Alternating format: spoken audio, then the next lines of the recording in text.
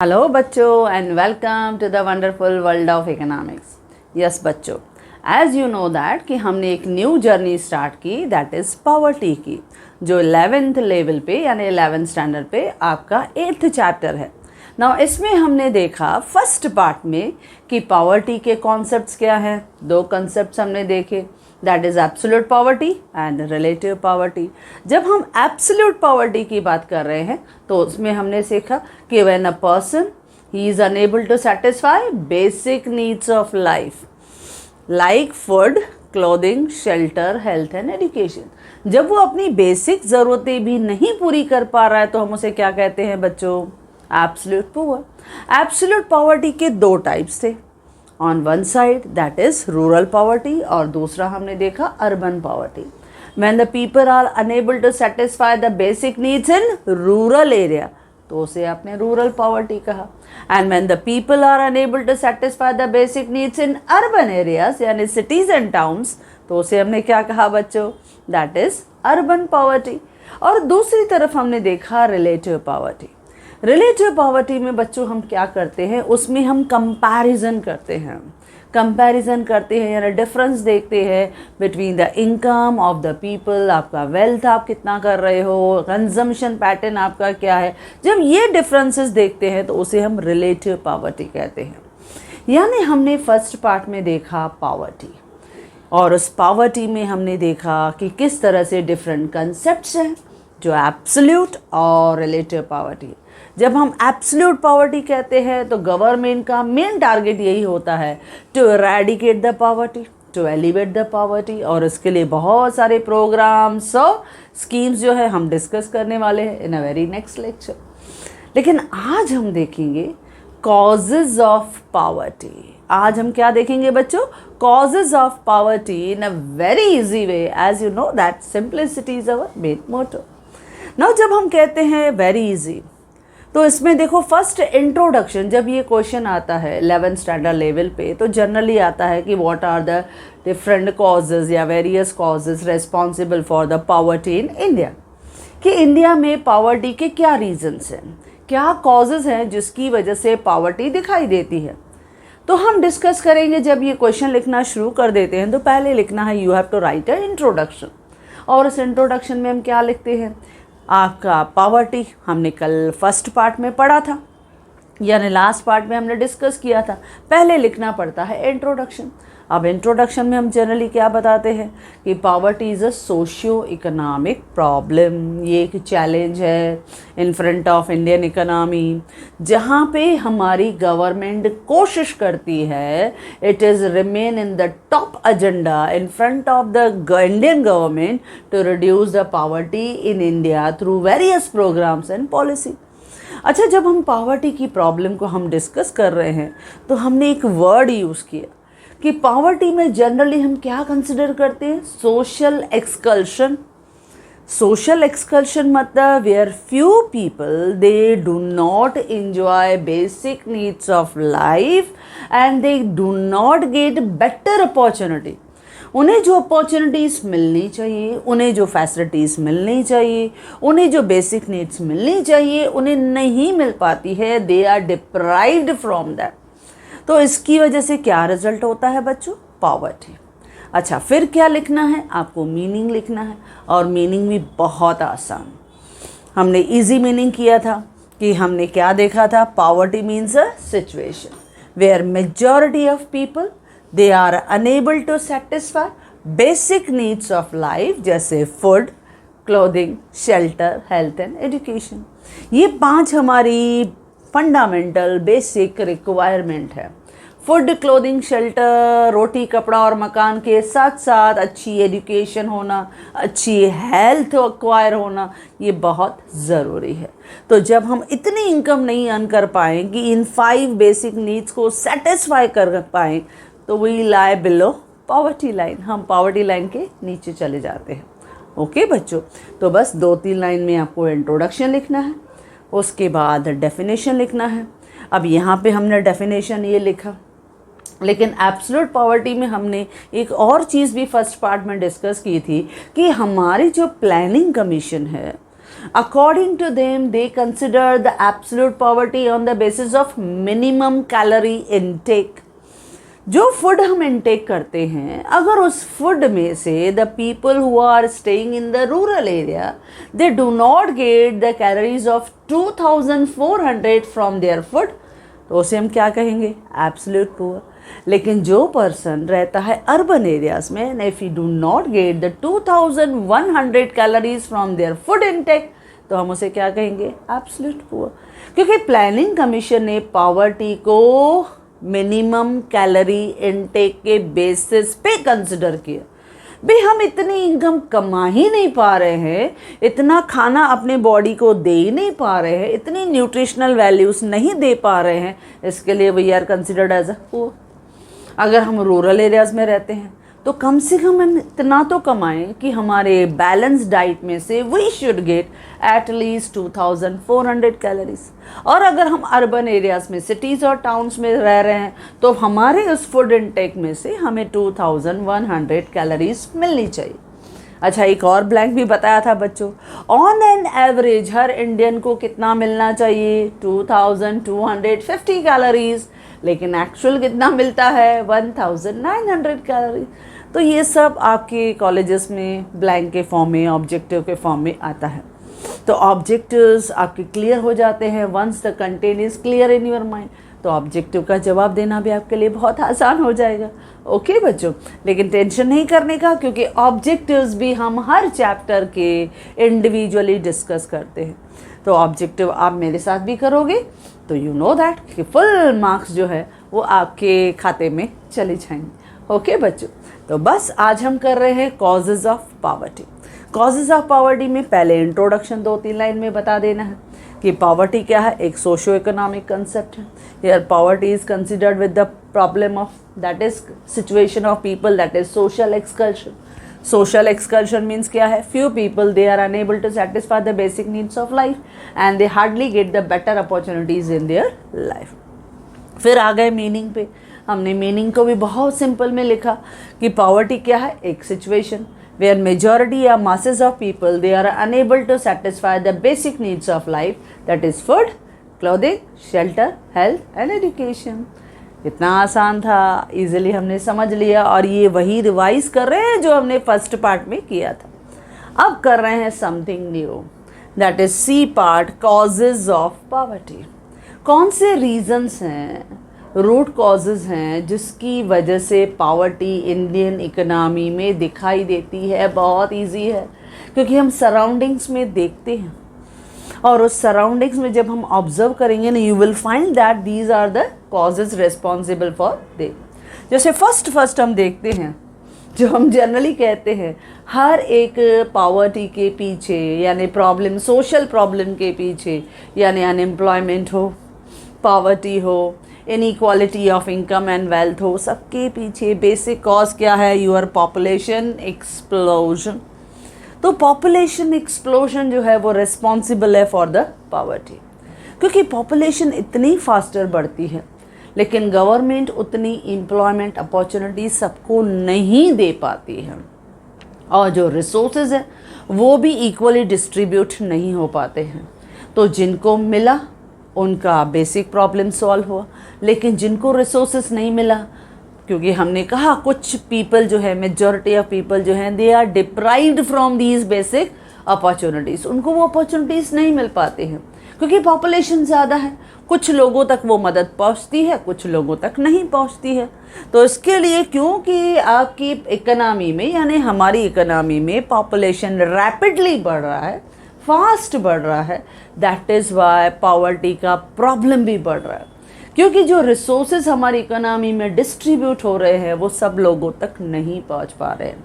Plus हमारे economy में उतनी एम्प्लॉयमेंट अपॉर्चुनिटीज़ हम नहीं दे पा रहे हैं कि सब इनकम अर्न कर सकें और पॉवर्टी के प्रॉब्लम से ऊपर आ सकें।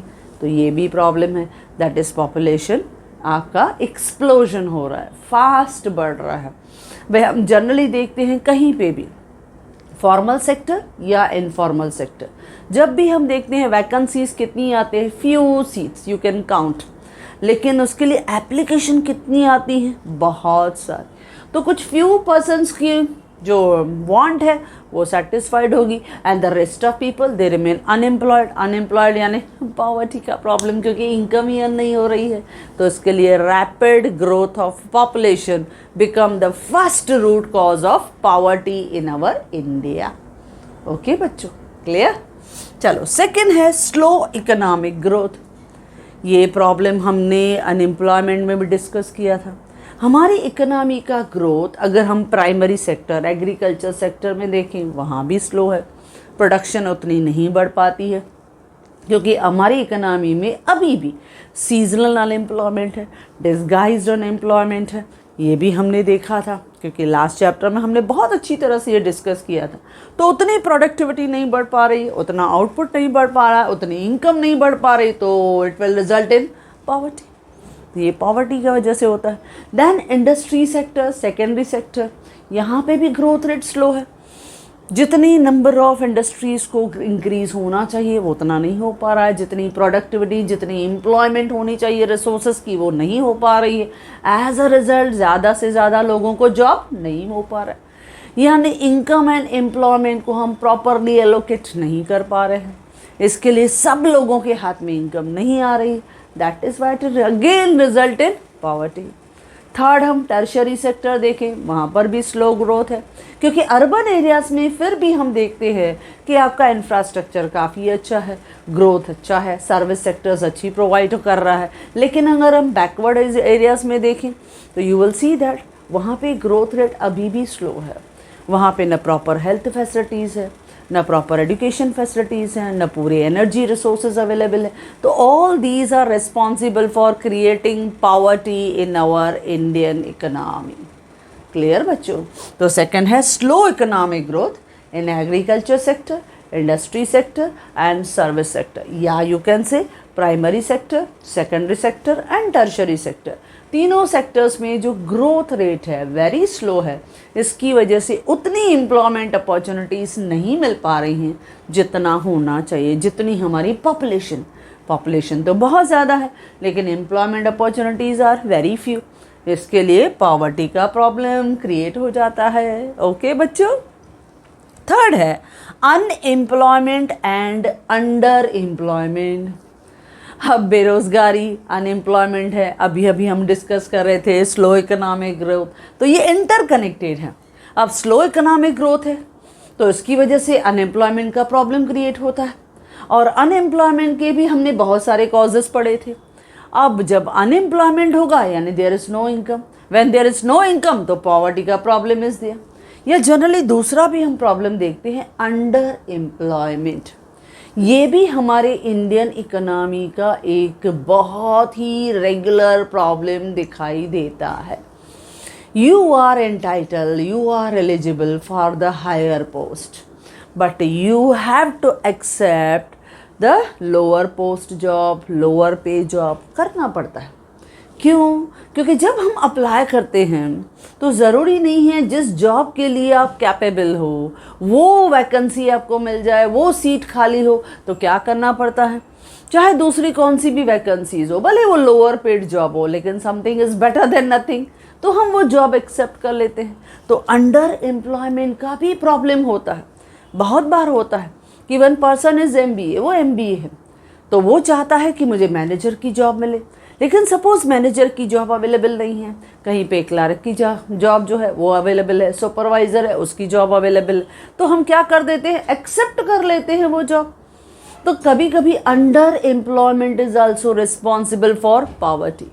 क्यों? क्योंकि जब हम अंडर एम्प्लॉयड होते हैं तो आपका वेजेस, आपकी सैलरीज वो भी कम होती है, तो प्रॉब्लम ऑफ यानी low income result in poverty. तो इसके लिए अनएम्प्लॉयमेंट एंड अंडर एम्प्लॉयमेंट भी रिस्पॉन्सिबल होता है for poverty in our Indian economy. Okay बच्चों, चलो आगे देखते हैं। Fourth one is economic inequalities. ये भी हमें इंडियन इकोनॉमी में दिखाई देता है। यू जनरली फाइंड कि there is unequal distribution of income and wealth.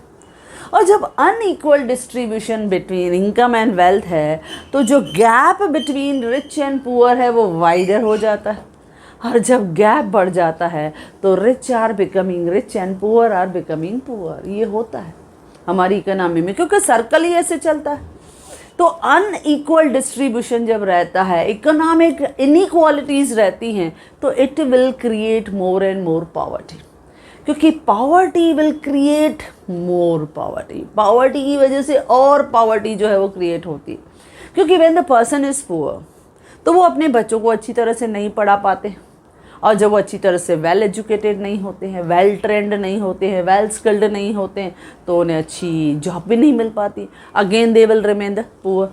लेकिन जब हम देखते हैं दूसरी तरफ रिच है, वो अपने बच्चों को अच्छे कॉलेजेस में, स्कूल्स में अच्छी एजुकेशन दे पा रहे हैं, तो उनका नॉलेज भी बढ़ा, उनका एक्सपीरियंस बढ़ा, उनकी एफिशिएंसी बढ़ी, तो but natural they will get the better पे जॉब। तो again when they get better पे जॉब, यानी उनका इनकम बढ़ा, तो rich will become rich, poor will become poor. तो ये भी होता। तो आपके इकोनॉमी में इकोनॉमिक इनइक्वालिटीज़ भी हैं, यानी डिफरेंसेस हैं। जब हम इनकम का डिस्ट्रीब्यूशन देखें, वेल्थ का डिस्ट्रीब्यूशन देखें, तो इस तरह का डिस्ट्रीब्यूशन की वजह से भी आपके इकोनॉमी में पॉवर्टी क्रिएट होती है।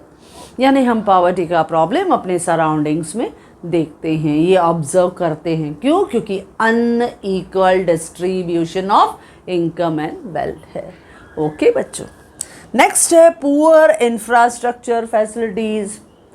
ये भी आपने ऑब्ज़र्व किया होगा, जब हम अर्बन एरियाज़ में रहते हैं तो वहाँ इंफ्रास्ट्रक्चर फैसिलिटीज़ बहुत अच्छी डेवलप्ड होती हैं, यानी आपके ट्रांसपोर्टेशन फैसिलिटीज़ हो, एनर्जी रिसोर्सेज हो, बैंकिंग फैसिलिटीज़ हो, कम्युनिकेशन हो, या मार्केटिंग फैसिलिटीज़ हो। इतनी सारा डेवलपमेंट रहता है तो आपकी एम्प्लॉयमेंट अपॉर्चुनिटीज़ भी ज़्यादा होती, कहीं ना कहीं आपको जॉब मिल जाता है।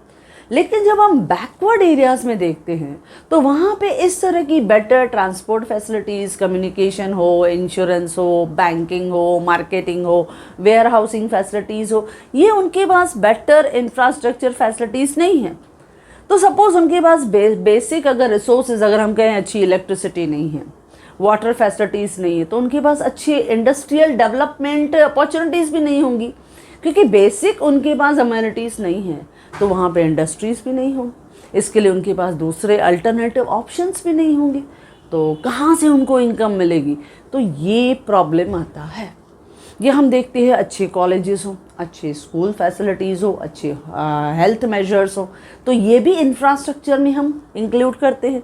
लेकिन बैकवर्ड एरियाज़ में वो भी नहीं है, तो जितनी जॉब अपॉर्चुनिटीज़ उनको मिलनी चाहिए, अवेलेबल होनी चाहिए, वो नहीं हो पाती है बच्चों। तो इसके लिए जब पुअर इंफ्रास्ट्रक्चरल फैसिलिटीज़ आती हैं तो it also result for poverty in backward और रूरल एरियाज। ओके बच्चों, नेक्स्ट है इन्फ्लेशन। इन्फ्लेशन का मतलब महंगाई। General rise in the price is known as inflation.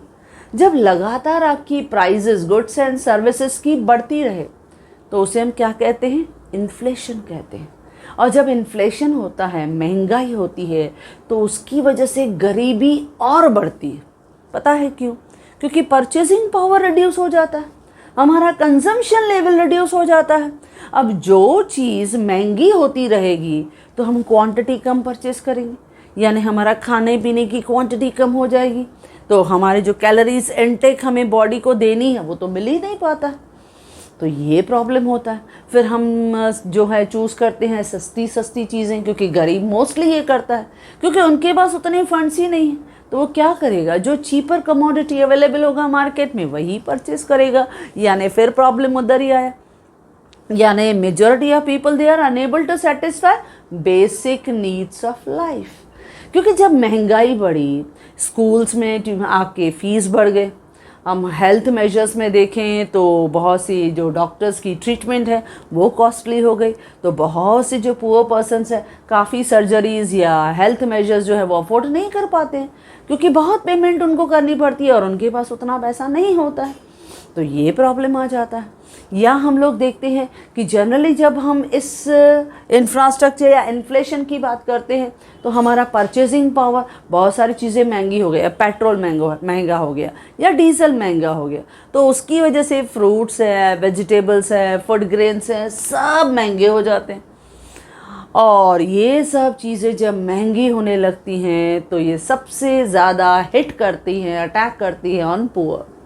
उनका परचेजिंग पावर पहले ही कम, फिर उनकी महंगाई की वजह से उनका परचेजिंग पावर और रिड्यूस हो जाता है, तो it will create in the problem of poverty, क्योंकि वो अपना बेसिक जो रिक्वायरमेंट है फूड, उसको भी बच्चों सेटिस्फाई नहीं कर पाते, क्योंकि हर चीज़ महंगी हो गई। तो वो क्या खाएं, किस तरह से वो अपने घर का खर्चा मैनेज करें, क्योंकि उनकी इनकम लिमिटेड, वो भी रेगुलर नहीं होती है। कभी जॉब मिला तो उनको पेमेंट मिलता है, कभी नहीं मिला पेमेंट नहीं मिलता है। तो ये सब ऑब्स्टिकल्स, हर्डल्स आते हैं, और इसकी वजह से, इन्फ्लेशन की वजह से गरीबी और बढ़ती है। नेक्स्ट है 7th point, that is regional imbalance. यानी कुछ स्टेट्स जो है वो हमारे इंडियन इकोनॉमी में काफ़ी डेवलप्ड है, लेकिन कुछ स्टेट्स जो है वो अभी भी पीछे, बैकवर्ड है। उनके पास बेटर फैसिलिटीज़, बेटर इंफ्रास्ट्रक्चर अभी भी अवेलेबल नहीं है। जैसे एग्ज़ाम्पल हम देखते हैं कि जैसे बिहार है, उड़ीसा है, छत्तीसगढ़ है, झारखंड है, अरुणाचल प्रदेश है। ऐसे कुछ स्टेट्स हैं जिनके पास basic amenities, basic infrastructure facilities जो धीरे धीरे अभी बढ़ा रहे हैं, क्योंकि आपके हर एक बजट के अंदर जो भी स्टेट्स थोड़ी पीछे है, वी न्यू दैट कि वो स्टेट्स पीछे हैं, तो हम कोशिश करते हैं कि उनका हम रीजनल जो इम्बैलेंस है वो रिड्यूस करें, वहाँ ज़्यादा से ज़्यादा फैसिलिटीज़ हम प्रोवाइड करें। लेकिन उनके कंपैरिजन में जब हम दूसरे स्टेट्स देखते हैं, जैसे महाराष्ट्र है, जैसे गुजरात है, जैसे पंजाब है, जैसे हरियाणा है, दे आर वेल डेवलप्ड। तो इसके कंपैरिजन में जब हम दूसरी जगह देखते हैं, उनकी एजुकेशनल फैसिलिटीज़ देखें, उनके हेल्थ मेजर्स देखें, तो डिफरेंसेस आता है। तो उसकी वजह से भी पॉवर्टी का प्रॉब्लम क्रिएट होता है। तो regional imbalance is also responsible for the problem of poverty in India. तो ये भी एक one of the basic cause है, क्योंकि कुछ स्टेट्स ऐसे हैं जो वेल डेवलप्ड है, और जब वेल डेवलप्ड होते हैं उनका ग्रोथ रेट जो है, डेवलपमेंट रेट जो है, चाहे वो इंडस्ट्री में हो चाहे सर्विस सेक्टर में हो, थोड़ा फास्ट रहता है। एग्रीकल्चर बहुत स्लो बढ़ता है, लेकिन इंडस्ट्रीज़ में हम ज़्यादा अपॉर्चुनिटीज़ क्रिएट कर सकते हैं, एम्प्लॉयमेंट अपॉर्चुनिटीज़ को जनरेट कर सकते हैं। तो सर्विस सेक्टर भी काफ़ी पोटेंशियल होता है, उसमें एम्प्लॉयमेंट पोटेंशियल तो बहुत ज़्यादा होता है। तो ये फैसिलिटीज़ यहाँ पे जब पीछे हैं तो उतनी एम्प्लॉयमेंट अपॉर्चुनिटीज़ प्रोवाइड नहीं हो पाती हैं, एज अ रिजल्ट पॉवर्टी का प्रॉब्लम। ओके बच्चों, नाउ नेक्स्ट है 8th point, that is vicious circle of poverty. ये जो विशियस सर्कल ऑफ पॉवर्टी है, इस कंसेप्ट को मोस्टली रिलेट किया था प्रोफेसर रैगनर नर्स्के ने। अब प्रोफेसर रैगनर ने कहा कि पॉवर्टी जो हमारे इकोनॉमी में क्रिएट होती है उसका बेसिक रीज़न पॉवर्टी ही है। Poverty will create the poverty again. गरीबी की वजह से और गरीबी बढ़ती है, और ये जो गरीबी का शैतानी चक्रव्यूह है, that is vicious circle of poverty, it is move on and on. तो हमारी इकोनॉमी में पॉवर्टी बहुत क्रिएट होती है। अब क्या है ये विशियस सर्कल ऑफ पॉवर्टी, किसको बोलते हैं विशियस? विशियस यानी danger, danger circle of poverty. ये एक ऐसा चक्रव्यूह है जिसमें आपकी इकोनॉमी में पुअर विल रिमेन पुअर, जो उसने प्रोफेसर रैगनर ने कहा कि इसमें हमारी पॉवर्टी की वजह से और पॉवर्टी का लेवल बढ़ता है। जैसे उसने एक अच्छा सिंपल एक डायग्राम के थ्रू मैंने प्रेजेंट करने की कोशिश की है, जल्दी याद पड़ता है आपको। जैसे मैंने यहाँ पे एक सर्कल के फॉर्म में दिया है, देखो लो नेशनल इनकम। जब हम देखते हैं हमारी इकोनॉमी में पॉवर्टी है तो हमारे इकोनॉमी की नेशनल इनकम, फिर हम कैलकुलेट करते हैं पर कैपिटा इनकम यानी पर हेड इनकम। कैसे कैलकुलेट करते हैं बच्चों? Total national income divided by total number of population, उससे डिवाइड करते हैं तो आपको क्या मिलता है बच्चों? Per capita income. तो हमारे देश में नेशनल इनकम जो है वो कम है। जब नेशनल इनकम कम है तो हमारा पर कैपिटा इनकम यानी पर हेड इनकम वो भी कम हो जाता है, और जब पर कैपिटा इनकम कम, इनकम ही कम और उधर से खर्चा इतना ज़्यादा, तो हमारे पास सेविंग भी कम हो जाती है, क्योंकि खर्चे ही खर्चे हो रहे हैं, महंगाई बढ़ गई है, परचेजिंग पावर जो है वो कम हो गया है, तो इसके लिए हमारी बचत बहुत कम होती है, तो सेविंग कम हो जाती है। जब सेविंग कम होगी, जब हमारी सेविंग कम होगी, तो फिर दूसरा रिजल्ट आता है लो कैपिटल फॉर्मेशन, यानी कैपिटल ही कम डाइवर्ट, उसकी तरफ पैसा जो होगा वो कैपिटल की तरफ कम जाएगा, क्योंकि हमारी सेविंग ही कम है, तो हम ज़्यादा से ज़्यादा पैसे जो हैं वो कैपिटल की तरफ ट्रांसफ़र नहीं कर पाते हैं। इसके लिए उन एरियाज़ में कैपिटल फॉर्मेशन कम हो जाता है। तो कैपिटल फॉर्मेशन कम, जब कैपिटल ही कम हो गया तो आपकी इन्वेस्टमेंट कम हो गई, और जब इन्वेस्टमेंट कम हो गई तो production overall goods and services की रिड्यूस हो जाती, और जब प्रोडक्शन कम हो गई तो एम्प्लॉयमेंट भी कम, क्योंकि हम ज़्यादा प्रोड्यूस ही नहीं कर रहे हैं तो ज़्यादा लेबर्स की ज़रूरत ही नहीं पड़ रही है, और जब प्रोडक्शन ही कम है तो फिर नए देश की नेशनल इनकम कम हो गई। देखो चक्रव्यूह जहाँ से शुरू हुआ घूम फिर के और लो इनकम, तो इसके बोलते हैं विशियस सर्कल ऑफ पॉवर्टी। क्यों? क्योंकि हमारे देश की ओवरऑल नेशनल इनकम कम as compared to develop country, इसकी वजह से पर कैपिटा इनकम कम, उसकी वजह से सेविंग कम, उसकी वजह से कैपिटल कम, कैपिटल कम हो गया तो इन्वेस्टमेंट कम, इन्वेस्टमेंट कम हो गया तो प्रोडक्शन कम, प्रोडक्शन कम हो गई तो एम्प्लॉयमेंट, लोगों की ज़रूरत लेबर की कम, और फिर as a result national income भी कम। तो इसको कहते हैं विशियस सर्कल ऑफ पॉवर्टी, और इसको तोड़ने का बच्चों एक ही सॉल्यूशन है। अगर हमें विशियस सर्कल तोड़ना है, इसका एक ही सॉल्यूशन है, give proper education to our people. अगर आप हमारी इकोनॉमी में लिटरेसी रेट बढ़ाते हो, if you will try to educate our people, तो ये विशियस सर्कल टूटेगा। क्योंकि एजुकेशन से, आपके स्किल डेवलपमेंट से, आपके वोकेशनल नॉलेज से, भले हम कहीं जॉब नहीं भी मिला, एटलीस्ट एंटरप्रेन्योरशिप तो हमें आ गया, we will start our own business, यानी कुछ ना कुछ तो जुगाड़ जो है हम लोग कर लेते। तो इस तरह से नॉलेज चाहिए, पोटेंशियल चाहिए, एक्सपर्टीज चाहिए, तो ये सब हमारी इकोनॉमी के लिए बहुत ज़रूरी। क्लियर बच्चों? चलो लास्ट, ये तो हमारे काफ़ी, देखो 8 पॉइंट्स हमने कर लिए। लास्ट दिया है अदर इकोनॉमिक फैक्टर्स, बहुत सारे अदर फैक्टर्स हैं जो लास्ट में मिसलिनियस आपके टेक्स्ट बुक में भी दिया गया है, अदर फैक्टर्स हेडिंग दिया गया है। जब हम अदर फैक्टर्स की बात कर रहे हैं तो अदर फैक्टर्स भी काफ़ी चीज़ें हैं जो हमने यहाँ पे इंक्लूड नहीं किया, क्योंकि 4 मार्क के शॉर्ट नोट में अगर आया सपोज़ तो हम लोग लिखते हैं 4-5 पॉइंट्स हैं, या अगर 8 मार्क्स के लिए आया तो हम 8 पॉइंट्स लिखते हैं। तो कैसे भी आपसे सवाल पूछे, आपके कॉलेजेस में आप बहुत अच्छी तरह से ईजिली आपने समझ लिया, जवाब दे सकते। ओके बच्चों, तो यस अदर फैक्टर्स यानी other miscellaneous reasons responsible for poverty in India. अब उसमें क्या होता है, पॉवर्टी क्यों आती है, उसमें एक कॉमन प्रॉब्लम है नेचुरल क्लाइमेटीज़। अब नेचुरल क्लाइमेटीज़ ये भी आप सब जानते हो, जब कहीं फ्लड आया, कहीं साइक्लोन आया, या कहीं अर्थक्वेक आया, या कहीं आपने ड्राउट सीज़न देखा, कहीं लैंडस्लाइडिंग हुआ, अगर ऐसे नेचुरल क्लाइमेटीज़ का अटैक हुआ तो यू नो दैट यहाँ पे loss of the assets, loss of life, हमारी पूरी एरिया जो है वो डिस्टर्ब हो जाती है। तो इसके लिए नेचुरल क्लाइमेटीज़ जो है it also result in poverty. जब आप देखते हो फ्लड आया, चारों तरफ पानी पानी है, उनके घर पूरे डूब जाते हैं, उनकी फसल पूरी पानी में डूब जाती है। अब फसल डूब गई, बताओ उनको क्या इनकम मिलेगी बेचारे फार्मर्स को। तो ये सब चीज़ें होती। Natural calamities also responsible for creating poverty. ये पॉवर्टी जो है उसका एक और बेसिक कॉज जो है वो नेचुरल क्लाइमेटीज़ में है। दूसरा हम नॉर्मल फीचर जो देखते हैं जो ज़्यादातर रूरल पॉवर्टी के लिए दिखाई देता है, वो पता है क्या होता है, वो है कास्ट डिस्क्रिमिनेशन। कुछ एरियाज़ में आप देखोगे कास्ट का डिस्क्रिमिनेशन, रिलीजियस का डिस्क्रिमिनेशन, जेंडर का डिस्क्रिमिनेशन बहुत होता है, क्योंकि they are not well educated. वो ज़्यादा ब्रॉड माइंडेड नहीं है, वो कंजर्वेटिव माइंडेड है। इसके लिए क्या है, वो कास्ट को लेके, रेस को लेके, कल्चर को लेके आपस में डिस्क्रिमिनेशन करते हैं। इनको पढ़ने नहीं दिया जाना चाहिए, उनको बेटर स्कूल्स में आना नहीं चाहिए, उनको ये सब फैसिलिटीज़ नहीं मिलनी चाहिए, यानी कास्ट को लेकर डिस्क्रिमिनेशन ये बहुत से गांव में दिखाई देता है।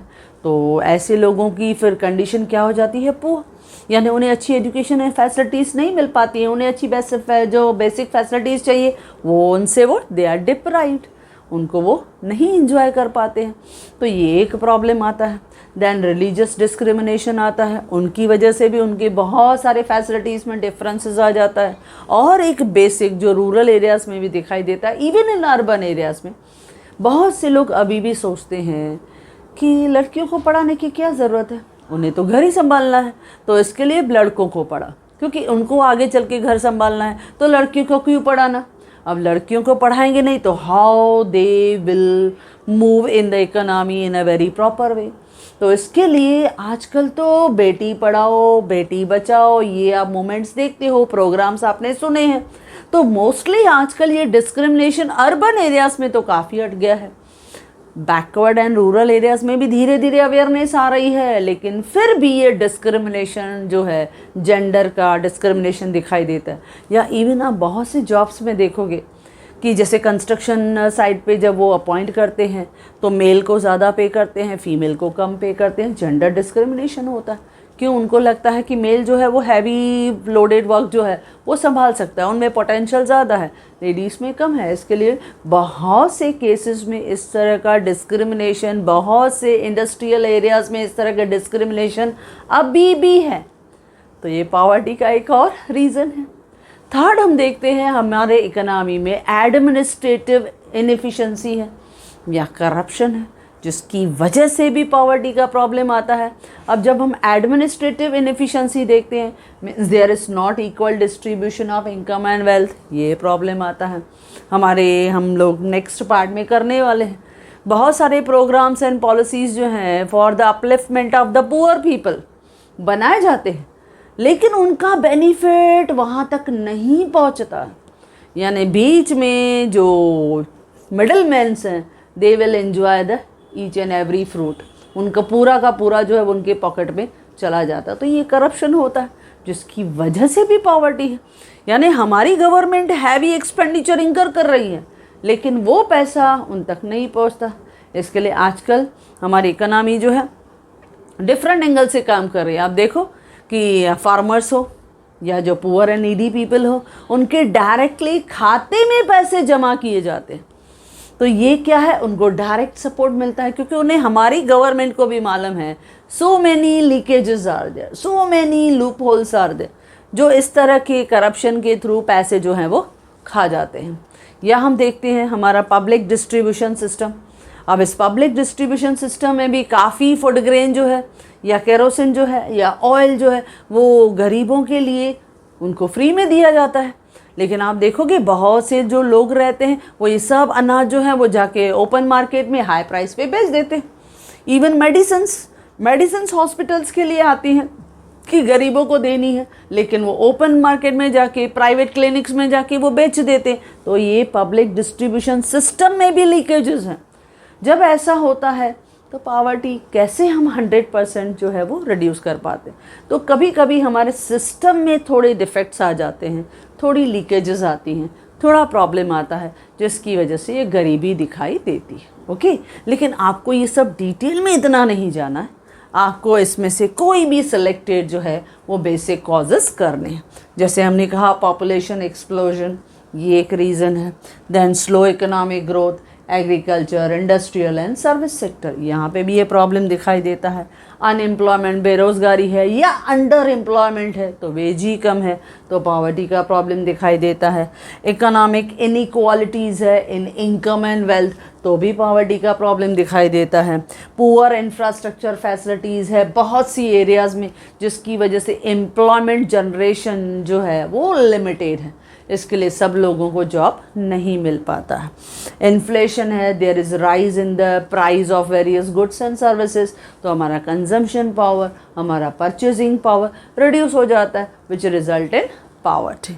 देन रीजनल इम्बैलेंस है, कुछ स्टेट्स बहुत डेवलप्ड, कुछ स्टेट अभी भी पीछे हैं। तो इसकी वजह से जो स्टेट अभी भी पीछे हैं उनके पास बेसिक कम्युनिटीज़ नहीं हैं, तो वहाँ पे ज़्यादातर ये पॉवर्टी का प्रॉब्लम हमें दिखाई देता है। लेकिन हमारी गवर्नमेंट ज़रूर एफर्ट्स डालती है कि उनको भी वो सब फैसिलिटीज़ मिले और धीरे धीरे वहाँ पे भी ये पॉवर्टी का प्रॉब्लम एलिवेट हो, रिड्यूस हो। और लास्ट में हमने क्या देखा बच्चों, रैग्नार्क ने क्या कहा, vicious circle of poverty. Vicious circle of poverty को मैंने डायग्राम के थ्रू आपको एक्सप्लेन किया कि अगर लो नेशनल इनकम है तो लो पर कैपिटा इनकम है, लो सेविंग है, लो कैपिटल फॉर्मेशन है, लो इन्वेस्टमेंट है, लो प्रोडक्शन है, as a result low employment, यानी एम्प्लॉयमेंट ही कम तो आपकी इनकम भी कम। तो ये विशियस सर्कल घूमता रहता है। इसके लिए poor people will remain poor only. तो पॉवर्टी का प्रॉब्लम जो है इसके लिए हमने कहा it is a great challenge in front of Indian economy. हमारे इकोनॉमी के सामने ये एक ग्रेट चैलेंज होता है कि हमें पॉवर्टी है और इस पॉवर्टी को फेस कर रहे हैं लेकिन रिड्यूस करना है। अब हमें ये कॉजेज़ पता चल गए, हमने डिस्कस किया, तो हम नेक्स्ट पार्ट में डिस्कस करेंगे व्हाट आर द गवर्नमेंट के measures to solve the problem of poverty in India. Okay बच्चों, तो जिस तरह से ये हमने पूरी तरह से आपके सामने बहुत ही इजीली बातें करते करते डिस्कस किया, in the same way I have provided in my notes. Okay बच्चों, so if you like this video, do share with your many friends, and if you want my handwritten notes, the link is given in the description box. Thank you.